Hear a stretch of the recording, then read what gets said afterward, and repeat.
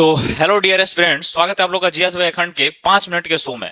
यहाँ पे हम लोग 5 मिनट में एक ऐसी घटना पे चर्चा करेंगे जिससे एग्जाम में क्वेश्चन भी बनते हैं और आप लोगों को ये घटना जानना भी जरूरी है क्योंकि ये प्रत्यक्ष रूप से आपके जीवन से जुड़ा हुआ है। जैसा कि हम लोग जानते हैं कि देखिए, भारत में जो माँ बाप हैं वो ऐसे ही अपने घर के लड़कों या लड़कियों को बाहर स्टडी के लिए नहीं भेजते हैं, ठीक ना। देखोगे तो लोग मतलब बाहर भेजने से कतराते हैं कहीं ना कहीं। तो इसमें देखोगे तो एक तो वैसे ही डर था, अब उस पर से लड़कियों को भेजने में और रिस्क रहता है इनकी सुरक्षा को लेके, क्योंकि देखो ये डायरेक्ट कहना भी सही ही होगा कि भारत में कहीं ना कहीं महिला सुरक्षा एक बहुत ही चर्चनीय मुद्दा है, ठीक ना, और विचारणीय मुद्दा है ये। तो देखोगे कि एक बहुत ही बड़ी न्यूज आती है और पूरा भारत हिल जाता है। मेरे को नहीं पता है कि गोदी मीडिया ने तुमको बताया होगा कि नहीं बताया होगा, ठीक ना, ये चीज दिखाया होगा तुम लोगों को। तो देखो होता क्या है कि कोटा में नीट की तैयारी कर रही शिवपुरी की छात्रा का अपहरण हो जाता है। देख सकते हो कि अपहरणकर्ताओं ने इसको अच्छे से बांध दिया है, ठीक। तो बोलोगे कि बहुत सारी घटनाएं होती हैं, बहुत सारी घटनाएं होती हैं भाई, रेप हो जाता है, किडनैपिंग हो जाता है। तो ये इतना इंपॉर्टेंट क्यों है? ये इतना इंपॉर्टेंट इसलिए है क्योंकि इसमें हमारे जो सिविल एविएशन मिनिस्ट्री के मिनिस्टर है मेन, कौन सी, ज्योतिराज सिंधिया है। ज्योतिराज सिंधिया जो है वो डायरेक्ट इन्वॉल्व हो जाते हैं इस केस में, क्योंकि ये जो लड़की थी यह रहने वाली थी कहाँ की, मध्य प्रदेश की। अब मध्य प्रदेश की जो लड़की थी वो रहने वाली थी और इसका किडनैप कहाँ पे होता है, कोटा में, ठीक ना। और ये मध्य प्रदेश के शिवपुरी की रहने वाली थी। तो भजन लाल शर्मा को ज्योतिराज सिंधिया जी कॉल करते हैं और बोलते हैं कि भैया हमारे क्षेत्र का मामला है, थोड़ा आप देखिएगा कि एक लड़की का किडनैपिंग हुआ है, ठीक ना, और इसको जल्दी से जल्दी सॉल्व किया जाए। अब देखिए, सिविल एविएशन मिनिस्टर को मान लीजिए हमेशा खाली नहीं रहते लोग, मिनिस्टर लोग, ठीक ना। तो इसमें तो मान लीजिए खबर पहुंच गया और उन्होंने दबाव बनाया जल्दी जल्दी, पुलिस भाई अब प्रेशर आ गया यार। एविएशन मिनिस्टर केंद्र के कोई मंत्री का कॉल आ रहा है कि भैया इस केस को जल्दी जल्दी सॉल्व करना है आप लोगों को। तो दबाव ज्यादा है, ज्यादा बना तो पुलिस भी हो गई एक्टिव। तो फिर हुआ क्या, और सबसे बड़ी चीज कि ये और ज्यादा न्यूज में क्यों आया, क्योंकि किडनैपर्स और लड़की के पिता का एक व्हाट्सएप चैट जो है वो बहुत ही तेजी से वायरल होने लगा, जो कि कोटा के एसपी को इस लड़की के पिता ने शेयर किया था कि हमारे बिटिया को बचा लीजिए, हम लोग बहुत परेशान हैं, ठीक। तो ये देख सकते हैं आपके यहाँ पे एक ये लड़की है जिसका किडनैपिंग हुआ है। देख सकते हैं कि हाथ बांध दिया गया अच्छी तरह से पूरा और फेस को ब्लर कर दिया गया, ठीक ना, क्योंकि नारी सुरक्षा का कर्तव्य है। लड़का होता तो शायद चेहरा न ढकती है मीडिया, ठीक ना। यहाँ पे जेंडर इक्वलिटी में मैं देखा हूं काफी कि मतलब लड़कों का चेहरा ना ब्लर नहीं करते हैं, लड़कियों का ब्लर कर देते हैं, क्योंकि इनके नजर में लड़कों की कोई इज्जत नहीं है भाई, समझ रहे हो ना। बहुत सारे केसेस में मैंने देखा है ये। तो ये चैट्स तुम पढ़ना थोड़ा। ये चैट्स जो है ये लड़की के पिता और किडनैपर्स के बीच में की गई थी। थोड़ा ध्यान से चैट्स को पढ़ना। फोटो लड़की का भेजा जाता है और तो ये डर जाते हैं जो लड़की के पिता होते हैं। उन्होंने कहा है कि मैं यह एसपी साहब को भेज रहा हूं। तो उस उधर से बोला जा रहा है कि तुम्हें जिसे भी भेजना हो भेज दो, 30 लाख अकाउंट में डालो और अपनी लड़की जिंदा ले लो। अब सोचिए उस माँ बाप पे क्या असर पड़ता होगा जब किडनैपर्स एक बांधी हुई लड़की को भेजते हैं और बोलते हैं कि भैया 30 लाख रुपए अकाउंट में डाल दो, नहीं तो हम एसपी से भी नहीं डरने वाले हैं, हम कर देंगे मर्डर, ठीक ना। अगली फोटो लड़की के बिना सिर के आएगी। उधर से किडनैपर्स लिखते हैं कि अगले बार जो फोटो तुम्हारे बिटिया का हम भेजेंगे उसमें उस बिटिया का सर ही नहीं रहने वाला है। तो इनके पिता बोलते हैं इतने पैसे की व्यवस्था में पूरी प्रॉपर्टी बेच कर भी नहीं कर पाऊंगा। यह चीजें दर्शाती हैं कि कहीं ना कहीं ये लोअर मिडिल क्लास की एक लड़की थी, क्योंकि पिता के पास इतना कैश नहीं है और यहां तक ये भी एडमिट कर रहे हो कि अरे सर अपना हम प्रॉपर्टी बेच देंगे तो ये 30 लाख का जो अमाउंट है हम भर नहीं पाएंगे। इतने पैसे प्रॉपर्टी बिकने के, और बोल रहे हैं कि प्रॉपर्टी बिकने में भी तो समय लगता है। तो यहाँ पे बैंक डिटेल और नंबर आ गया है, बैंक डिटेल भेजो, लेकिन समय तो चाहिए पैसे की व्यवस्था के लिए। बैंक का नाम तो लिख रहे हैं अब पैसे भेज शाम तक, नहीं तो तेरी बेटी मार देंगे हम, ठीक। अब भैया ये डर गए।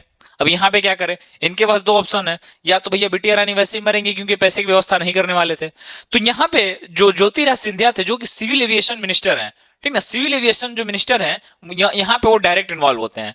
और जो सबसे बड़ी चीज है कि एक चीज याद कर लीजिएगा, अगर कोई भी यूपी पुलिस की तैयारी कर रहा होगा तो उसके लिए यहाँ पे इंपॉर्टेंट हो जाता है कि आईपीसी की सेक्शन 359 से 369, 359 से 369 तक बात किया गया किसके बारे में, किडनैपिंग के बारे में। सर अगर ये क्वेश्चन आता है किसी भी एग्जाम में कि किडनैपिंग किस आईपीसी की धारा से संबंधित है, तो आप बोलेंगे 359 से लेकर 369 में किडनैपिंग के बारे में बताया गया, ठीक। तो एक क्वेश्चन यहां से आपका बन जाएगा, ठीक ना, ये इंपॉर्टेंट है। 359 टू 369, ओके। और ये है ज्योतिराज सिंधिया, ये है सिविल एविएशन मिनिस्टर। और एक क्वेश्चन अगर आता है कि भारत के केंद्र सरकार में सिविल एविएशन मिनिस्टर कौन है, सिविल एविएशन मिनिस्टर कौन है, तो आप लोग क्या बोलेंगे, ज्योतिराज सिंधिया। और भजन लाल शर्मा जो हैं वो राजस्थान के मुख्यमंत्री हैं, और जहां की ये बिटिया रानी थी शिवपुरी की, जो कि मध्य प्रदेश में आता है, वहां के कौन मुख्यमंत्री हैं? मोहन यादव। ठीक, तो ये इंपॉर्टेंट है। आपका एक क्वेश्चन है आपके लिए कि इस समय मध्य प्रदेश का गवर्नर कौन है? कमेंट करके बताइएगा। ठीक, मैं देखता हूं किसका सही आंसर आता है।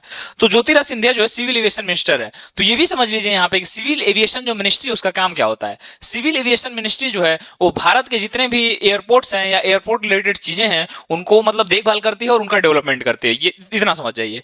अब देखिए हुआ क्या कि जब एसपी वहां के जो कोटा के थे, ये लोग भैया पता करने लगे पूरा दौड़ दौड़ के इधर उधर से कि हुआ क्या, बहुत बड़ी केस है भाई, माननीय मंत्री जी इंटरेस्ट ले रहे हैं तो सॉल्व तो करना ही था। तो फिर सीसीटीवी कैमरा खंगाला गया, तो पता चला कि बिटिया रानी जिस दिन कोटा में आई थी उसी दिन वो वहां के शाम को रेलवे स्टेशन पे इनको देखा गया था। ये देख सकते हो फोटो, रेलवे स्टेशन पे खड़ी है ये। तो भैया अब हुआ ये सोचा गया कि जब किडनैपिंग हुआ इनका तो ये रेलवे स्टेशन पे क्या कर रही थी। तो जब धीरे धीरे जांच किया गया, जांच की परते से परते कई परत खुली, तो पता चला कि ये बिटिया रानी कोटा में तो रहती नहीं थी। हुआ क्या था कि इनके पापा थे बिजी, इनकी मम्मी आई थी इनको कोटा छोड़ने, और जब कोटा छोड़ के इनकी मम्मी जा रही थी यहाँ से, तो शाम को जब वो गई तो बिटिया रानी भी कोटा से निकल ली। ये जाके रह रही थी इंदौर में अपने 2 मेल दोस्तों के साथ, 2 नर के साथ ये रहती थी। कहां पे? इंदौर में। अब सोचिए, एक माँ बाप समझ रहा है कि उसकी बिटिया जो है वो कहां पे है? कोटा में। पर बिटिया उसी दिन से कहां पे रह रही? इंदौर में। और इनका सपना था विदेश जाने का, बिटिया रानी का सपना था विदेश जाने का। तो इन्होंने ये पूरी किडनैपिंग प्लान किया हुआ था। और आप देख सकते हैं कि दूसरे दिन न्यूज़पेपर में खबर आती है कि छात्रा के अपहरण की कहानी फर्जी, विदेश जाने के साथ 2 दोस्तों के साथ रची साजिश। तो ये जो छात्रा थी इसने साजिश रची थी अपने माँ बाप से 30 लाख रुपए लेने के लिए, और इसका सपना था विदेश जाने का। जरा सोच के देखिएगा सर कि उस माँ बाप पे क्या गुजरी होगी, भारत के सारे माँ बाप पे क्या गुजरी होगी सर। ये सिर्फ एक परिवार की बात नहीं है सर, माँ जितने भी माँ बाप है कोटा में जिनकी जिनकी बिटिया रानी रहती होगी, सभी लोग कितना डर गए होंगे। समझ रहे हैं? तो कितनी बड़ी चीज है ये।